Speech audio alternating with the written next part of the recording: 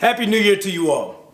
2017 was a great year for some, and some got a little beat up. Either way, it's always good to see another year. It's a time for new beginnings and fresh starts, and that's all well and good, but I think we should look at New Year's from a different perspective. Why? Because overall, as a collective, we are damn good at not following through with our New Year's resolutions. Instead of new beginnings, I like the idea of building upon what I started from the year before. We are all familiar with the feeling when you set a whole bunch of goals only to stall out in March. I know because I've been there, but I also know the feeling of accomplishing my goals from the previous year and using them as a foundation to build from going into a new year. And whether you thought about it like this or not, starting over again, knowing I didn't accomplish what I set out for the year before, is a practice that leads to more discouragement and more lack of accomplishment. So what is it that's going to keep us motivated? I like what Mel Robbins said about motivation. Motivation is garbage. I tend to agree. Why? Because motivation has an expiration date.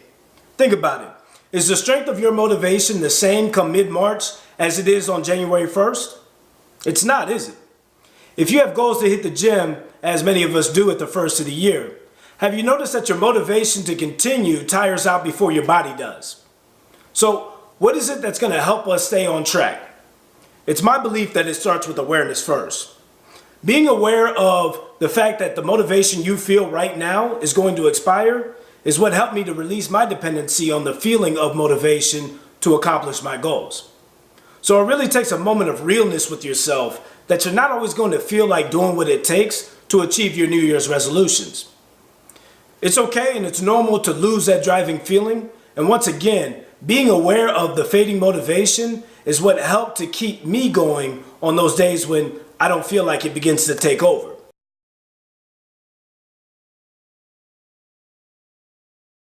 I am a firm believer that humans have a natural desire to grow and get better, but sometimes we lose our way through the cycles of life. So I want to share with you 3 steps that I think can help you maintain that drive towards accomplishing your goals. So number 1, I want you to be flexible with yourself. There are going to be days you don't get it done. It's okay. Just don't let it happen again the next day. Momentum back to old ways happens quickly. Also, there's no need to make this a rigid process. It's a marathon, not a sprint. Number 2, recognize the burnout stage. It's going to happen. That's where the awareness comes into play. This is also an indication of it being time to change up your approach. This is actually where the fun lies as well, because it forces you to become more creative with whatever it is that you're trying to accomplish. This is the phase you've got to break through, because this is the part where most people quit. Number 3, visualization. What is the image you hold in your mind as you're working towards achieving your goals? And do you hold that mental image of yourself actually accomplishing your goals? This helped me tremendously on those days that I didn't feel like getting it done. Visualizing and holding the mental image is key.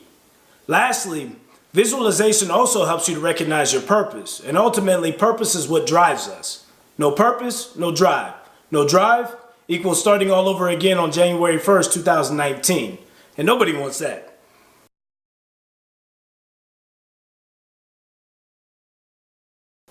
My goal this year is to share anything that I feel can help those who want it. If you're not looking to better yourself, this channel is not for you. We're not claiming to have all the answers, but we at Unplug Yourself see a need to help and have a desire to do so. Me personally, I feel we all have a responsibility to help where we can. Because whether we want to acknowledge it or not, we're all in this together, literally. We are all on this planet together. And the only way to make it better is to make each other better. But it starts with the individual first.